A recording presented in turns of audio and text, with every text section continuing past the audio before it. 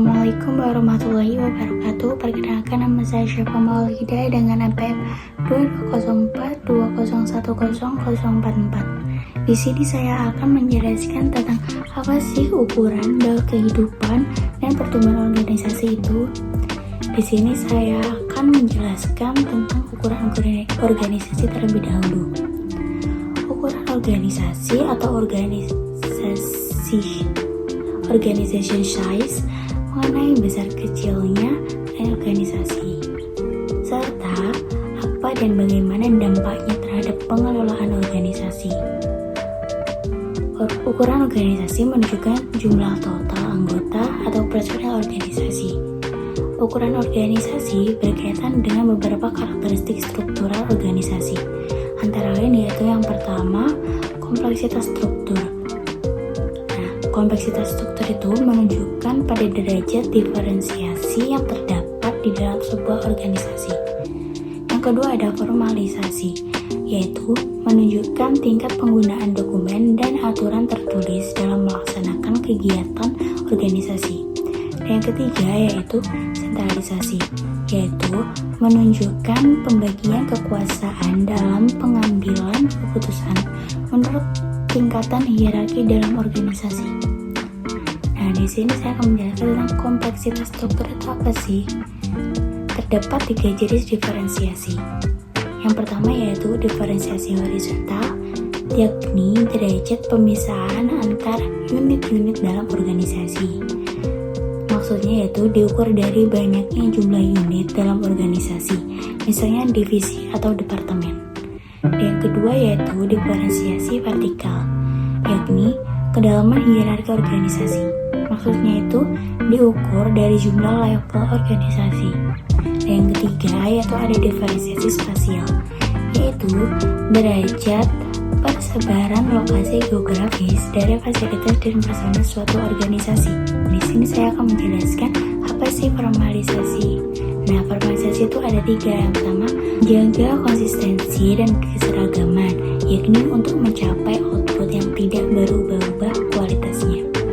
Dan yang kedua yaitu meningkatkan koordinasi. Maksudnya itu untuk tugas-tugas yang membutuhkan koordinasi tinggi di antara anggota organisasi. Formalisasi merupakan salah satu cara yang efektif dan bisa dipakai organisasi. Dan yang ketiga yaitu penghematan biaya secara ekonomis.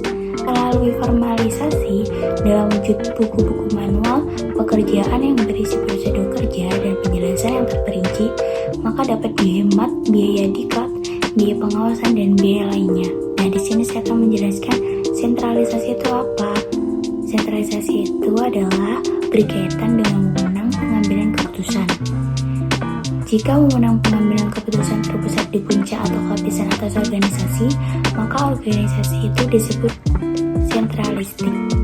Nah, dan jika sebaliknya, di mana wewenang pengambilan keputusan tersebar di lapisan bawah, maka organisasi itu disebut desentralistik.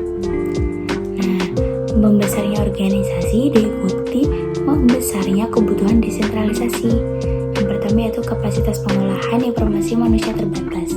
Yang kedua yaitu organisasi membutuhkan respon yang cepat.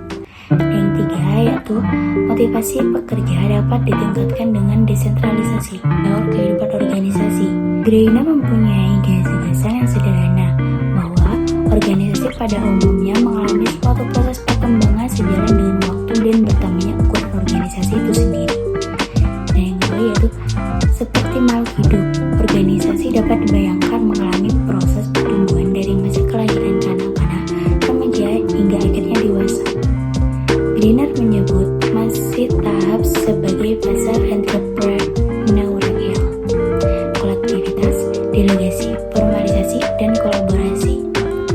Fase perkembangan kehidupan organisasi ada 2 fase. Yang pertama, fase entrepreneurial. Fase ini dimulai ketika organisasi didirikan. Biasanya ukuran organisasi masih kecil. Pengelolaan dilakukan secara langsung oleh pemilik secara personal. Pada fase ini tidak sedikit organisasi yang gagal. Ketika aktivitas organisasi meluas, muncullah krisis kepemimpinan karena pengelola tidak mampu lagi sendirian atau secara personal mengendalikan aktivitas organisasi. Dan yang kedua yaitu fase kolektivitas. Nah, jika konektivitas di ujung fase konektivitas. Sekali lagi terjadi krisis, yaitu krisis ekonomi, di mana beberapa unit operatif mulai merasa perlu memiliki wewenang yang lebih besar untuk mengelola aktivitasnya dan tidak bersedia lagi dikontrol melalui pengambilan keputusan tersebut. Demikian pemaparan dari